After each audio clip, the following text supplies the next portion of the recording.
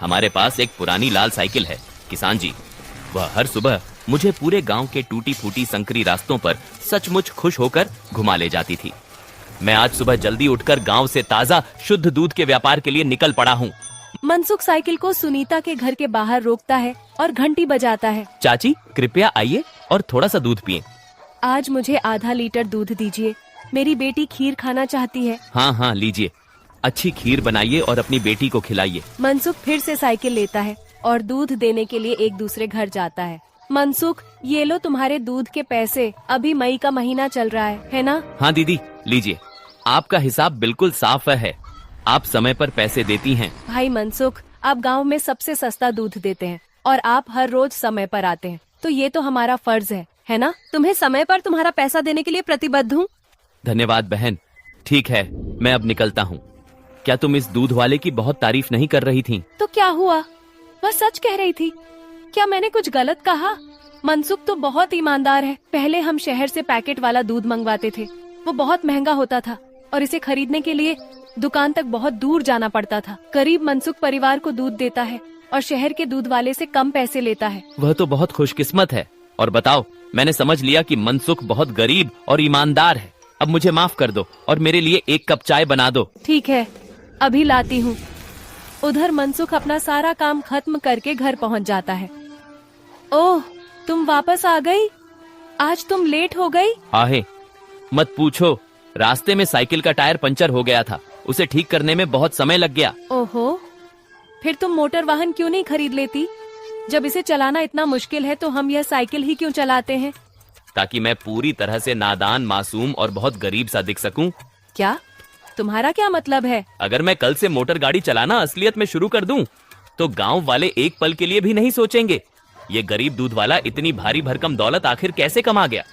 कहाँ से? दूध बेचकर? और कैसे? मनसुख उठकर सीधे अपने अस्तबल की ओर चला जाता है। यही कोना है चबूतरे का जहाँ मीना ने जानवरों का ताज़ा दूध रखा था।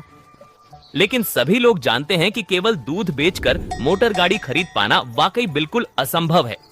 मनसुख ताज़ा दूध निकालता है और उसमें अरारोट मिलाता है। रुको, ये दूध हमारे इस्तेमाल के लिए है, तू इसमें बिना वजह अरारोट क्यों मिला रही है? बेवकूफ औरत, कितनी बार कहा है तुम्हें, हमारा इस्तेमाल का दूध अलग रख। यहाँ खेत में मैं सिर्फ वही दूध रखता हूँ जो मैं बेचता हूँ। हाँ हाँ, माफ कर दो मुझे, मैं इसे अभी हटा देती हूँ। गांव वालों के विपरीत मनसुख राम बहुत लालची और चतुर दूध वाला है। मीना दूध ले जाती है और मनसुख हंसकर खुद से कहता है, मैं गांव वालों की आंखों में तो एक गरीब दूध वाला हूँ। रहने दो, मेरी असली सूरत किसी के सामने कभी नहीं आएगी और मैं ऐसे मिलावटी दूध बेचता रहूंगा और खूब सारा पैसा बचाऊंगा। मनसुख की शातिराना ठगई आम लोगों के सामने रहस्यमयी ढंग से ऐसे ही अनवरत जारी रही। एक दिन अचानक कुछ और निरीह यात्री भी उत्सुकता से उस पुराने बदरंग गाड़ी में चढ़ने आए। एक दिन सुबह सुबह अपने गली मोहल्ले में दूध बेचकर मनसुख थके हारे रहते हुए खुशदिल साइकिल से घर की तरफ लौट रहा था। तभी अचानक उसकी साइकिल का टायर पंचर हो गया। अब बहुत हो गया, फिर से ठीक करवाना पड़ेगा। मनसुख कल सुबह छोटू पंचर वाले की दुकान पर गया। भाई, आप फिर आ गए हैं और मुझे बहुत खुशी हुई, पर आपकी पुरानी साइकिल बार बार पंचर हो जाती है, इसलिए अब एक नई साइकिल अभी खरीद लो। बिल्कुल नहीं छोटू भाई, घर में पानी और अनाज तो मिल जाए, बस वही काफी है। हम जैसे गरीब कहाँ से नई साइकिल लाएंगे। छोटू अपनी साइकिल ठीक करने में जुट गया और मनसुख वहीं चुपचाप खड़ा रहा। पास में ही ताजा भजिया बेचने वाली छोटी दुकान थी। भाई, इसे ठीक होने में 15-20 मिनट लगेंगे, तुम कब तक यहीं खड़े रहोगे? जाओ और भजिया वाले की दुकान पर बैठ जाओ। ठीक है, ठीक है, जब काम हो जाए तब मुझे फोन करना। मनसुख भजिया वाले के पास जाता है और कहता है, भैया मुझे एक प्लेट भजिया दे दो। हाँ भैया, अभी लाता हूँ। दो आदमी मनसुख के ठीक सामने बैठे थे। दोनों थोड़े अजीब दिख रहे थे, जैसे कि वे चोर हों। मनसुख सावधानी से बैठता है।